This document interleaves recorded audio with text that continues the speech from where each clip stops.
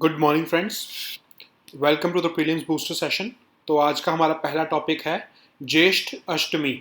तो prime minister Narendra Modi ji ने विशेष दी हैं जो हमारी कश्मीरी पंडित कम्युनिटी है उनको ज्येष्ठ अष्टमी के ओकेजन पर। ठीक है, तो ये ज्येष्ठ अष्टमी क्या होता है? जो ज्येष्ठ होता है वो एक मंथ होता है हमारे हिंदू कैलेंडर के हिसाब से, ये third month of the year होता है। ठीक है, अब इसका जो 8th डे होता है, जिस दिन जो है ब्राइट हाफ होता है मून, उसको हम ज्येष्ठ अष्टमी कहते हैं। तो जनरली ये मई से जून के महीने के बीच में पड़ता है ये दिन। इस दिन कहा जाता है कि कश्मीरी पंडित कम्युनिटी खासकर ऐसा मानती है कि इस दिन जो है गॉडेस जो है वो अपने जो स्प्रिंग है, जो स्प्रिंग जो झरना है उसके पानी का रंग बदल देती हैं। ठीक है, तो अब इसको कैसे सेलिब्रेट किया जाता है? माता खीर भवानी टेम्पल है कश्मीर में, जिनको तुलमुला मंदिर भी कहा जाता है, वहां पर इसको सेलिब्रेट करते हैं हमारी कश्मीरी पंडित कम्युनिटी। और ये इसी को ही कहा जाता है, जो वहाँ की जो गॉडेस है उनका नाम है गॉडेस रंगन्या। ठीक है, जिनको हम खीर भवानी भी कहते हैं, रंगन्या भवानी माता इनको ये भी कहा जाता है। ठीक है, तो इसी दिन जो है सेम फेस्टिवल एक और जो है वो मनाया जाता है, जिसको हम अशरह अष्टमी भी कहते हैं। ठीक है, अब ये इस दिन जो वो फेस्टिवल है, इस दिन कहा जाता है कि जो सेक्रेड स्प्रिंग है वो अपना कलर बदल लेता है उसी दिन की, उसी महीने की सप्तमी पर। ठीक है, तो मतलब अष्टमी होता है 8th डे, तो सप्तमी होता है 7th डे। तो 7th डे पर जो है वो कलर बदल लेता है जो वहां का स्प्रिंग होता है। तो ये फेस्टिवल उस टाइम पर मनाया जाता है माता खीर भवानी टेम्पल में बाय कश्मीरी पंडित कम्युनिटी। ठीक है, so now let us see this topic in English. PM Modi has extended wishes to the Kashmiri Pandit community on the occasion of Jyesht Ashtami. Okay, so according to our Hindu calendar, Jyesht is the third month of the year, and the 8th day of this month is celebrated as the Jyesht Ashtami. Okay, so generally, according to the Gregorian calendar, it falls in May to June month. Okay, so it is believed that the goddess changes the color of the spring's water during this festival. Okay, so generally this Kashmiri Pandit community celebrates this festival in at Mata Kheer Bhavani temple, or it is also called the Tulmula Mandir in Kashmir. Okay, and during that period this community celebrates it with fervor. Okay, and the ruling deity or the ruling goddess at that temple is goddess Rangnya. ठीक है, इनको हम we also call this goddess Rangnya as Rangnya Bhavani Mata, and the Ashtami is the 8th day, and on the 7th day, which is the Saptami, on that particular day, it is believed that the sacred spring of this shrine miraculously changes its color due to the effect of goddess Rangnya. Okay, so now let us see the next topic, which is यूनाफोर। ठीक है, तो ये क्या है? India जो है उसने European union naval force जो है उनके साथ पहली बार एक जॉइंट नेवल एक्सरसाइज कर रहे हैं। फर्स्ट टाइम, याद रखो, पहली बार हो रही है ये गल्फ ऑफ एडन में। गल्फ ऑफ एडन कहां पर है? यमन और जो सोमालिया के वाला रीजन है उसके बीच में गल्फ ऑफ एडन पड़ता है। वहां पर हम एक एंटी पायरेसी ऑपरेशंस की एक हम वहां पर एक नेवल एक्सरसाइज कर रहे हैं इनके साथ मिलके, जिसमें यूरोपियन नेवल फोर्स के साथ साथ इटली की नेवी शिप, स्पेन की एक नेवी शिप और 2 फ्रेंच नेवी शिप्स भी इसमें पार्टिसिपेट करेंगे। तो ये शिप जो 4 नेवीज हो जाएंगी ना टोटल, तो ये चारों नेवीज जो है वो अलग अलग तरह से कोऑपरेट करेंगे कि हम कैसे जो है एंटी पायरेसी ऑपरेशंस यहाँ पर कंडक्ट कर सकते हैं, क्योंकि आपको पता है ना वहां पर सोमाली पायरेट्स का बहुत खतरा रहता है। तो इसीलिए जो है ये आपस में कोऑर्डिनेट कर रहे हैं। अब आज तक हमने कितना अच्छा कोऑर्डिनेट किया है ईयू की इस फोर्स के साथ, ये हम थोड़ा सा देखते हैं। हम काउंटर पायरेसी ऑपरेशंस इनके साथ करते आए हैं, वेसल्स को हम प्रोटेक्ट करते आए हैं। जो वर्ल्ड फूड प्रोग्राम है उसके वेसल्स को बचाने के लिए ही यूरोपियन नेवल फोर्स जो है वो बनाई गई थी। ऑपरेशन अटलांटा 2008 में चलाया गया था, और इनके वेसल्स को बचाने के लिए यूरोपियन नेवी जो है वो उस एरिया में जो है वो काम करती है। ठीक है, जो गल्फ ऑफ एडन और जो वेस्ट इंडियन ओशन वाला रीजन है, यहाँ पर यूरोपियन यूनियन की जो नेवी है वो इनके वेसल्स को बचाने का काम करती है। ठीक है, इनके साथ हम इंडिया जो है वो और भी जो है वो कोऑपरेट करता है। एक प्रोग्राम है शेड नाम से। ठीक है, अब ये शेड है शेयर्ड अवेयरनेस एंड डीकन्फ्लिक्शन। अब ये मीटिंग्स होती हैं बहरेन में, जो है हर साल की जाती हैं, और ये काउंटर पायरेसी ऑपरेशन जो सोमालिया के पायरेट्स के खिलाफ ऑपरेशन करना है उसके लिए ही जो है मीटिंग्स की जाती हैं। उसमें भी इंडियन नेवी और यूनाफोर जो है वो आपस में कोऑपरेट करते हैं, रेगुलरली इंटरेक्ट करते हैं। ठीक है, अब यूनाफोर है क्या? जैसा मैंने आपको बताया कि ये 8 दिसंबर 2008 को ऑपरेशन अटलांटा लॉन्च किया था यूरोपियन यूनियन ने। उसके लिए इस नेवल फोर्स को बनाया गया ताकि जो है काउंटर पायरेसी मिलिट्री ऑपरेशन जो हॉर्न ऑफ अफ्रीका और वेस्ट इंडियन ओशन में इसको ये कंडक्ट कर सके। इसमें यूरोपियन यूनियन की सेवरल कंट्रीज जो हैं वो अपनी अपनी जो है नेवीज के साथ कोऑर्डिनेट करते हैं और यहाँ पर काउंटर पायरेसी ऑपरेशंस चलाते हैं। ठीक है, इसका मेन ऑब्जेक्टिव यही था कि वर्ल्ड फूड प्रोग्राम और जो दूसरे उनके अलग वेसल्स हैं उनको पायरेसी से बचाने के लिए जो है ये प्रोग्राम चलाया गया था। वहाँ की नेवी इनको प्रोटेक्शन देती है। ठीक है, इस एरिया में। So now let us see this topic in English, UNAV4. So Indian Navy is cooperating with UNAV4, European Naval Force, in a joint naval exercise in the Gulf of Aden. So the Gulf of Aden is located between Yemen and Somalia and this Djibouti. And one Italian ship, one Spanish ship, and 2 French Navy ships are also participating in this exercise. So these 4 navies basically will cooperate with each other and enhance their war fighting skills.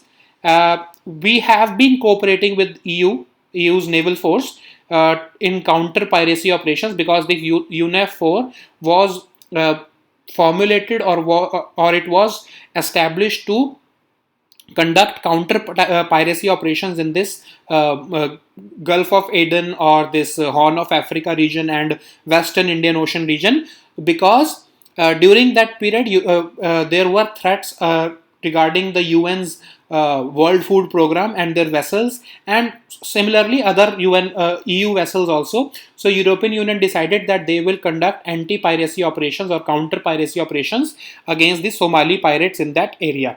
So India has been cooperating with them since long, and we have been cooperating with them in SHADE program also. So these SHADE meetings are basically held in Bahrain each year to strategize over the counter piracy operations in the region, and several countries cooperate with each other and regarding how they will be conducting these operations against these pirates. Okay, so as I've told you, UNAV4 was launched in 2008, and it is conducting its operations according to the mandate of UNSC, and it has launched this Operation Atlanta in the year 2008. It's basically a counter piracy military operation in this Horn of Africa and Western Indian Ocean region, and it wants to protect the vessels from vessels of World Food Program and other vulnerable shipping vessels who are from the European Union or United States also. Okay, so now let us see the next topic, which is customized crash course program. तो PM Modi ने customise crash course programme जो है वो कोविड-19 frontline workers के लिए उसको launch किया है। इसके अंदर 111 ट्रेनिंग सेंटर्स बनाए जा रहे हैं 26 स्टेट्स में, और 1 लाख फ्रंटलाइन वर्कर्स को हम इसमें ट्रेन करेंगे। ठीक है, इनको अलग अलग ट्रेनिंग दी जाएगी, होम केयर कैसे सपोर्ट देना है, बेसिक केयर सपोर्ट कैसे देना है, एडवांस्ड केयर सपोर्ट कैसे देना है, अलग अलग तरह से इनको ट्रेन किया जाएगा ताकि ये एक तरह से हमारी न्यू और हम एक एडिशनल फ्रंटलाइन वर्कर्स की एक हेल्थ फोर्स हम जो है वो तैयार कर पाएं, और जो है जॉब अपॉर्चुनिटीज भी मिलेंगी यूथ को। ठीक है, अब इसको कौन कंडक्ट कराएगा इस पूरे प्रोग्राम को? प्रधानमंत्री कौशल विकास योजना जो है उसका जो 3.0 अभी हमने देखा था ना, जनवरी में हमने इसके बारे में पढ़ा था। प्रधानमंत्री कौशल विकास योजना का जो 3rd वर्जन अब लॉन्च किया है उसी के अंदर ये कोर्स भी कराया जाएगा, और ये 1 लाख फ्रंटलाइन वर्कर्स को इसमें तैयार किया जाएगा। तो अब ये प्रधानमंत्री कौशल विकास योजना भी देख लेते हैं क्या है। नेशनल स्किल डेवलपमेंट कॉर्पोरेशन जो है वो इसको इम्प्लीमेंट कर रहा है। ठीक है, इंडस्ट्री रेलिवेंट स्किल्स की ट्रेनिंग दी जाती है इसमें, और समझ लो कि एक कारपेंटर है, ठीक है, उसको काम आता है लेकिन उसके पास कोई सर्टिफिकेशन तो नहीं है ना, कि हाँ उसके पास कोई सर्टिफिकेट हो कि हाँ वो सर्टिफाइड एक कारपेंटर है, तो उसको उसके जो प्रायर लर्निंग एक्सपीरियंस उसको पहले से ही काम आता है, उसको असेस करके उसको सर्टिफिकेशन भी दी जाएगी, उसकी जो हुनर है उसको एक फॉर्मलाइज किया जाएगा। ठीक है, अब इसके बेसिस पर जो है जो इसकी पूरी ट्रेनिंग और असेसमेंट फी है वो गवर्नमेंट पे कर रही है। ठीक है, ये जो अब इसका प्रधानमंत्री कौशल विकास योजना का जो 3.0 वाला जो अब रिसेंटली जनवरी में लॉन्च किया है उसमें इंडस्ट्री 4.0 जैसे हमारा आर्टिफिशियल इंटेलिजेंस, बिग डेटा, फिर जो है मशीन लर्निंग, जो आजकल जो इंडस्ट्री रेलिवेंट स्किल्स हैं, जो न्यू स्किल्स हैं, वो सिखाने की भी इसके अंदर प्रोग्राम है। तो ये थर्ड वर्जन में न्यू एज प्रोग्राम्स जो है इसमें ऐड किए गए हैं, ठीक है। So now let us see this topic in English, customized crash course program. So PM Modi has launched this customized crash course program for COVID-19 frontline workers, and it aims to train almost 1 lakh frontline workers at 111 training centers spread across 26 states of India. So this will uh, provide training to them in terms of home care support, basic care support, advanced care support, and all that.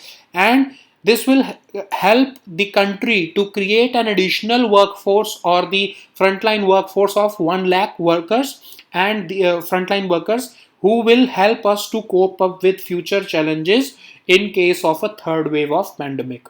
Okay, so this training will be provided to these frontline workers under the Pradhan Mantri Kaushal Vikas Yojana 3.0, and a financial outlay of 276 crore has been earmarked for this special purpose. Okay, so now let us see what is this Pradhan Mantri Kaushal Vikas Yojana.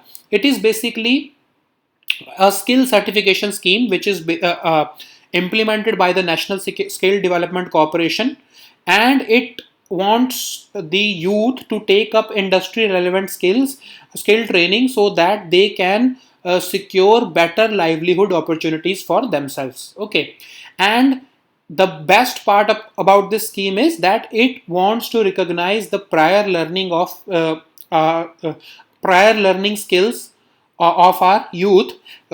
Let's take an example, like I took the example of a carpenter, that he knows how to do his work, but he does not have any certificate for that. So this scheme will basically assess his quality of work and the skills that he already has, and based upon that it will take a test, and it will certify that carpenter with uh, recognition of prior learning certificates. Okay, so this will basically formalize the currently informal workforce, and all this training and assessment fees that this informal workforce is going to incur in this skill program, this will be paid by the government on behalf of those people. Okay, so this Pradhan Mantri Kaushal Vikas Yojana 3.0 is basically a third version of this program, in which the government is introducing new age trainings such as industry 4.0, in which the government is going to train people in artificial intelligence, big data, machine learning, internet of things, all these new age technologies which are relevant today in our industry. Okay, so this is basically a new age scheme, which is this Pradhan Mantri Kaushal Vikas 3.0. So under this scheme, the government is training these frontline workers also. Okay, so now let us see the next topic, National Maritime Heritage Complex. तो ministry of culture जो है, उसने ministry of ports, shipping, waterways के साथ एक MOU sign किया है। वो नेशनल मैरीटाइम हेरिटेज कॉम्प्लेक्स बना रहे हैं लोथल में, ठीक है। लोथल कहाँ पर है? हमारी हड़प्पा की एक साइट है ना गुजरात में, लोथल, वहां पर इसको बनाया जा रहा है।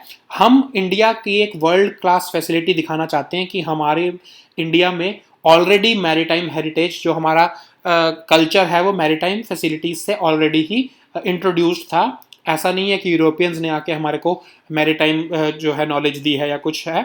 हम कितने 4500 साल पहले से ही हमारी कंट्री में मैरीटाइम हेरिटेज जो है वो ऑलरेडी एग्जिस्ट करती है। तो उसको जो है शोकेस करने के लिए ये बनाया जा रहा है national maritime heritage complex Lothal में, ठीक है। इसका फाउंडेशन स्टोन पीएम मोदी ने ही मार्च 2019 में रखा था। ये एक वर्ल्ड क्लास फैसिलिटी है जो कि आर्कियोलॉजिकल सर्वे ऑफ इंडिया की जो साइट है लोथल में, उसके पास में ही बनाई जा रही है, ठीक है। और इससे हम दिखाएंगे और इससे प्रिजर्व भी करेंगे उस लोथल साइट को, और दिखाएंगे कि हमारी मैरीटाइम हेरिटेज बहुत जो है वो बहुत ही पुरानी है, ठीक है। तो इसको इंप्लीमेंट कौन कर रहा है? मिनिस्ट्री ऑफ शिपिंग इंप्लीमेंट कर रही है अपने सागरमाला प्रोग्राम के अंदर, और आर्कियोलॉजिकल सर्वे ऑफ इंडिया भी इसमें पार्टिसिपेट कर रहा है, स्टेट गवर्नमेंट्स भी इसमें पार्टिसिपेट कर रही है, ठीक है। फिर जो पोर्चुगल है, उन्होंने भी हमें कहा है कि हम आपको जो है इसके साथ कोऑपरेट करने को तैयार है, हम आपको अपनी जो है एक्सपर्टीज शेयर करेंगे इसके साथ, क्योंकि उन्होंने भी है एक ऐसे ही म्यूजियम बनाया है लिस्बन में अपनी मैरीटाइम हेरिटेज को दिखाने के लिए। ठीक है, तो लोथाल की साइट के बारे में भी देख लेते हैं। ये एक इंडस वैली साइट है। ओल्डेस्ट मैन मेड डॉकयार्ड्स है यहाँ पर। डॉकयार्ड्स क्या होते हैं? जहाँ पर शिप की रिपेयर या फिर जो है शिप्स को रखा जाता है। तो ओल्डेस्ट मैन मेड डॉकयार्ड यहाँ पर हमको देखने को मिलता है लोथाल में। ठीक है, ये हमारे भोगावो और साबरमती रिवर जो है उसके बीच में है ये साइट, और गल्फ ऑफ खंबात में पड़ती है। ठीक है, गल्फ ऑफ खंबात के बिल्कुल पास में पड़ती है। यहाँ से ही जो है ऋग्वैदिक और पुराणिक टेक्स्ट कहते हैं कि यहाँ से बहुत सारे नेवल और कमर्शियल एक्सपेडिशंस निकाले गए थे। ठीक है, अब ये 4500 साल पुरानी सिटी है, और ये बहुत ही मैथमेटिकली प्लान की गई है। हमने पढ़ा इसके बारे में ना, ग्रिड पैटर्न था, बिल्कुल स्ट्रीट्स जो है वो ग्रिड पैटर्न में बनाई गई थी, राइट एंगल्स पर क्रॉस कर रही थी। बहुत ही डेवलप्ड ड्रेनेज सिस्टम है, आई मीन था। ठीक है, क्लैनलीनेस पे बहुत अच्छा फोकस था। टॉयलेट्स डिस्कवर किए हैं हमने वहाँ पर। अपर टाउन और लोअर टाउन, जिसको हम अपर टाउन को सिटाडेल बोलते थे, ठीक है, वो भी वहाँ पर हमको देखने को मिला, जहाँ पर जो है अपर टाउन में जो है वो रूलिंग क्लास रहती थी, लोअर टाउन में जो है वो नॉर्मल पॉपुलेशन रहती थी। ठीक है, तो ये सारा हमको देखने को मिला है। तो इंडस वैली साइट जो है ये बहुत इंपॉर्टेंट है। ठीक है, so now let us see this topic in English. National maritime heritage complex. So ministry of culture and ministry of ports, shipping and waterways have signed an MOU that they will be developing a national maritime heritage complex at Lothal. So the foundation stone of this complex was laid down by PM Modi in March 2019, and this National Maritime Heritage Complex will be a world-class facility which will be developed in the vicinity of ASI site at Lothal. Lothal is basically a site of Indus Valley civilization which is located in Gujarat, and we want to develop that site and preserve the cultural heritage of that site, and showcase that we had our maritime heritage since the last 4500 years. Okay, so this project will be implemented by Ministry of Shipping through its Sagarmala program, and India has received the offer of assistance by Portugal, because Portugal has also developed a similar heritage complex at Lisbon, showcasing their own maritime heritage in their country. So they have offered that they will be cooperating with us in developing this particular National Maritime Heritage Museum. Okay, so now let us see this site, something about this site. This Lothal is a Indus Valley site, which it is the oldest man-made dockyard. Okay, so what is a dockyard? A place where ships are repaired and kept. Okay, so this is the oldest man-made dockyard, and it is located between Bhogavo and Sabarmati rivers near the Gulf of Cambay or Khambat in Gujarat. So our Vedic texts have said that naval and commercial expeditions were launched from this particular site, and we also know that this was a very developed site. It had grid pattern streets and well developed drainage systems. Focus was on cleanliness also. This site had an upper town which was called a citadel, and a lower town also in which the lower population was used to live. Okay, so this is an important site, and the government wants to develop it with the various stakeholders such as the ASI, Ministry of Shipping, state governments and other stakeholders. Okay, so now let us see the next topic, which is animal serum. तो government ने एक clarification दिया कि Covaxin जो है उसके अंदर कोई भी काफ का सेरम नहीं होता है। ठीक है, तो एक बहुत ही नीडलेस कंट्रोवर्सी एक सर्टेन पॉलिटिशियन ने इसको शुरू किया था। मतलब सोच लो डिस्कोर्स का लेवल किस लेवल पर जा चुका है कि वैक्सीन हेजिटेंसी वैसे ही हमारी कंट्री में इतनी हाई है, और लोग इसमें झूठे भ्रम फैलाने में फिर भी नहीं हट रहे हैं।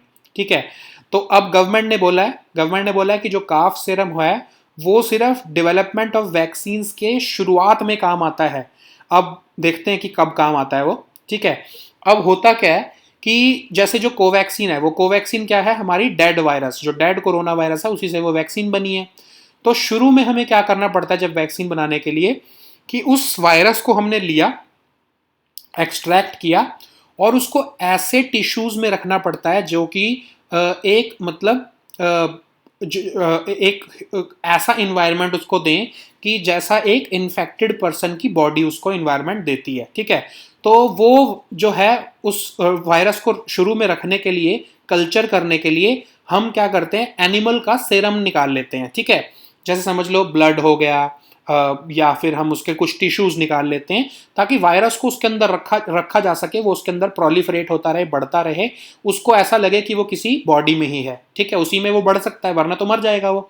तो इसीलिए काफ का या फिर किसी भी हॉर्स का, गोट का या शीप का सेरम निकाल लिया जाता है, जिसके अंदर सेरम क्या होता है, ब्लड भी हो सकता है अब, या फिर एक मीडियम होता है जिसमें ब्लड हो गया, फिर जो है उसके अमीनो एसिड्स हो गए बॉडी के, जो मतलब उसको पूरा एनवायरनमेंट दे रहे हैं रहने के लिए, ठीक है। उसमें वायरस को प्रिजर्व करके रखा, उस वायरस से वैक्सीन बनाई, और फिर उसके बाद उस सेरम का कोई काम नहीं है, वैक्सीन बन गई है।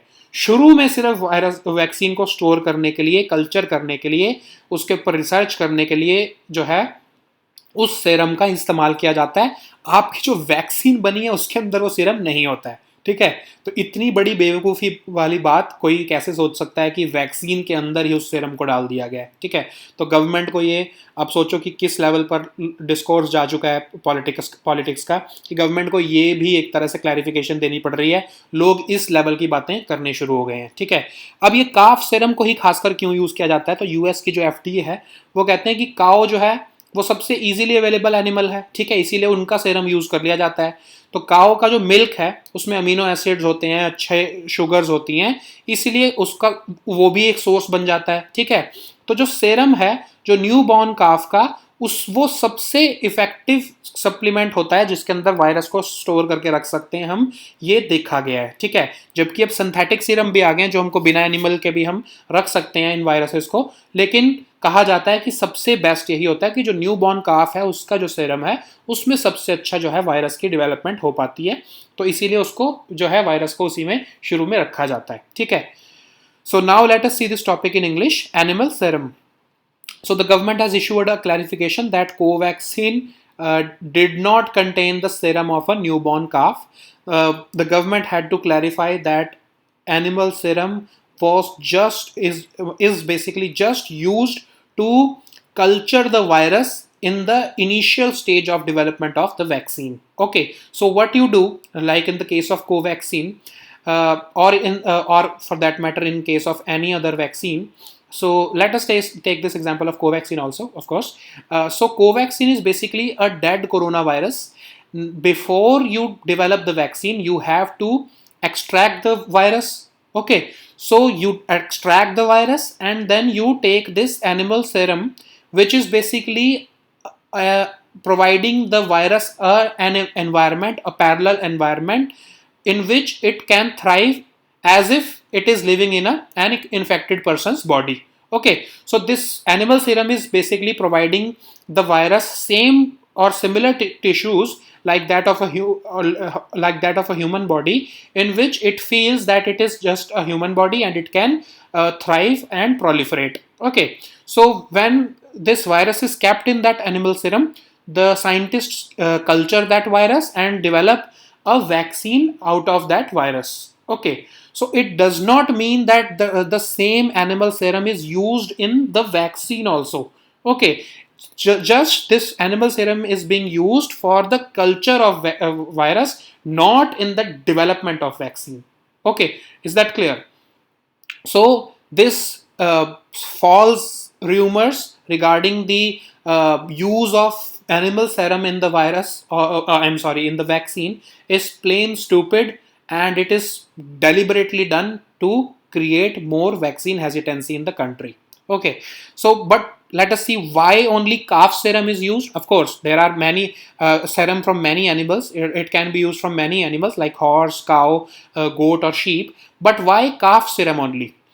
The US FDA is saying that the calf serum is the best medium in which a virus can thrive. It has been used in the vaccine production for almost 50 years, and it has proven that it is the most effective growth supplement for a virus. Okay, that's why they use a newborn calf serum, and they put that virus for its culturing in that serum only. Okay, so let me repeat one more time that animal serum is not used in the development of vaccine, but it is used just to culture the virus in the initial stage. Okay, so your vaccine does not contain that serum. Okay, so please do not think otherwise.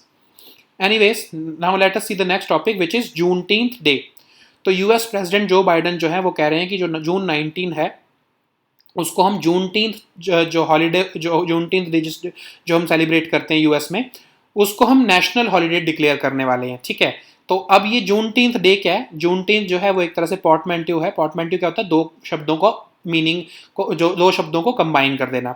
तो एक पोर्टमैंट्यू है, जून और 19 को combine करके जूनटीन्थ बना दिया है. अब अभी तक तो ये फेडरल गवर्नमेंट की हॉलीडे तो नहीं है, लेकिन ऑलमोस्ट 45 स्टेट्स, यूएस में टोटल स्टेट्स कितनी है? 50 स्टेट्स, उसमें से 45 यूएस की जो स्टेट्स हैं वो ऑलरेडी स्टेट हॉलीडे की तरह इसको सेलिब्रेट करती हैं.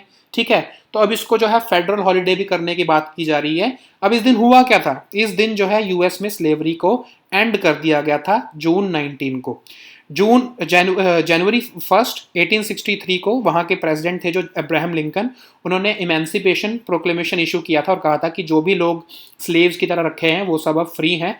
तो जून 19 से वो सब फ्री हो गए थे, उस दिन से ऑब्जर्व किया जाता है. ठीक है, अब वो बात अलग है कि उसके जब से सेलिब्रेट किया जाता है उसके 2.5 साल तक भी, लिंकन के बोलने के प्रोक्लेमेशन के 2.5 साल के बाद तक भी जो है वो कुछ लोग जो स्लेव ओनर्स थे उन्होंने उनको छोड़ा नहीं था. ठीक है, so now let us see this topic in English. Juneteenth Day.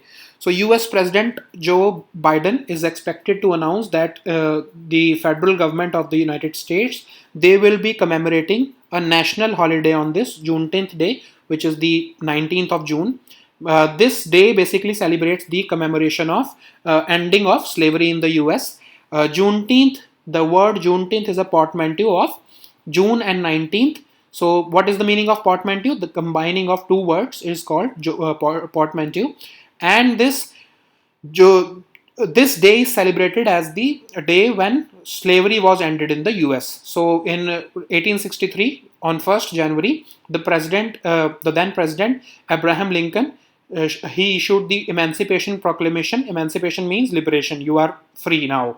Okay, so Emancipation Proclamation was issued that all persons who were held as slaves, they will be free. Okay, so on June 19th they were freed, and this day was celebrated henceforth as the Juneteenth Day. Okay, so now the federal government wants to celebrate it at the federal level or the national level.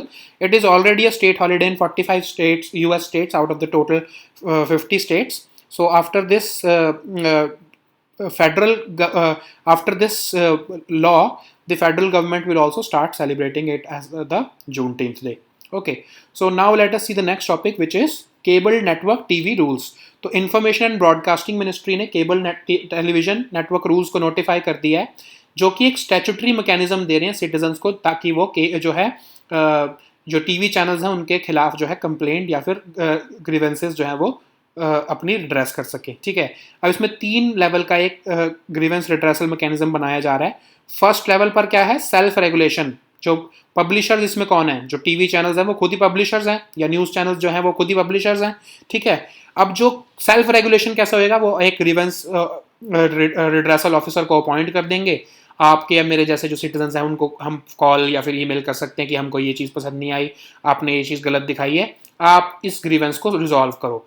15 दिनों तक अगर उन्होंने उसको resolve नहीं किया, तब जो है वो ग्रीवेंस जो है वो अगली लेवल पर चली जाएगी, जो कि है सेल्फ रेगुलेटरी बॉडी. अब ये सेल्फ रेगुलेटरी बॉडी भी उसी चैनल ने बनाई होगी. ठीक है, अब लेकिन इसको कौन हेड कर रहा होगा? कोई रिटायर्ड जज ऑफ द सुप्रीम कोर्ट या हाई कोर्ट, या फिर कोई इंडिपेंडेंट एमिनेंट पर्सन. ठीक है, टोटल इसमें 6 मेंबर से ज़्यादा नहीं हो सकते. वो शिकायत या वो ग्रीवेंस जो है वो इस बॉडी पे चली जाएगी, अगर आपको यहाँ से सेटिस्फाई नहीं हो फर्स्ट स्टेप से. ठीक है, फिर ये जो सेल्फ रेगुलेटरी बॉडी है, इसको रजिस्टर करवाना पड़ेगा उस चैनल को या उस पब्लिशर को ministry of information and broadcasting के साथ भी. ठीक है, फिर जो है अगर यहाँ से भी सेटिस्फाइड नहीं हो, इनको भी 15 दिन के अंदर आपके रेजोल्यूशन देना पड़ेगा. अगर यहाँ से भी सेटिस्फाइड नहीं हो, तब थर्ड लेवल आता है, जो कि है ओवरसाइट मैकेनिज्म.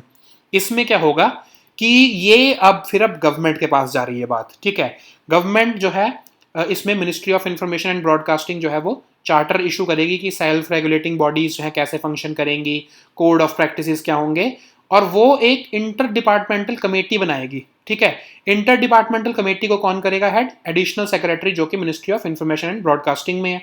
ठीक है, अगर उस कमेटी को ये लगा कि इन्होंने जो शिकायत की गई है इसमें कुछ दम है या कुछ बहुत ही सीरियस चीज़ है, तब वो सेंट्रल गवर्नमेंट को एडवाइस करेंगे या फिर वार्निंग भी दे सकते हैं, रेप्रिमांड कर सकते हैं उस ब्रॉडकास्टर को। रेप्रिमांड मतलब कि डिसअप्रूवल दिखाएंगे कि हम आपने गलत किया, इसकी आपको सजा मिलेगी। ठीक है, अपॉलॉजी देने को भी उनको कह सकते हैं। ठीक है, अब ये जो कमेटी है ये कहेगी सेंट्रल गवर्नमेंट को, ministry of information and broadcasting को, इनकी रिकमेंडेशन के बेसिस पर ministry of information and broadcasting जो है वो एक्शन लेगी। ठीक है, so now let us see this topic in English, cable network TV rules.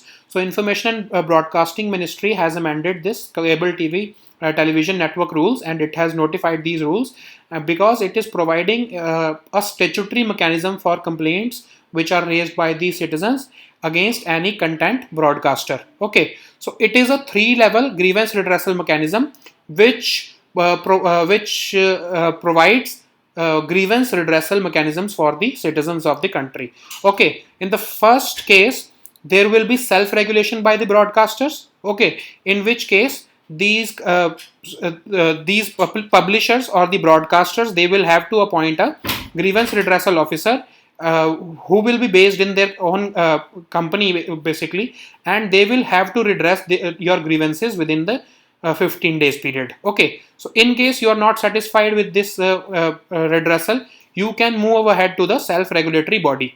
Okay, this self-regulatory body will be headed by a retired judge of the Supreme Court, High Court, or the independent, or by an independent eminent person, and this body will not have more than 6 members. Okay, and this body will have to be compulsorily registered with the Ministry of Information and Broadcasting. So this self-regulatory body will have to also resolve your complaints within the 15 days period. Okay, in case it does not resolve your complaint or you are not satisfied with that resolution, you can move ahead with the oversight mechanism. In that case, this oversight mechanism will basically be the step where you are moving to redress your grievance from the government of India. Okay, so this Ministry of Information and Broadcasting will create or establish an interdepartmental committee headed by the additional secretary of the Ministry of Information and Broadcasting, and there will be some other members from other ministries also. And this committee can recommend the central government or this Ministry of Information and Broadcasting also that you should take this particular action against this broadcaster or the publisher because this broadcaster has failed to resolve the complaint of the citizen. Okay, so it's a 3-tier mechanism, and these channels will have to comply with these rules from now. Okay, so these were our topics for today. We'll meet next time on Monday. Until then, goodbye and take care.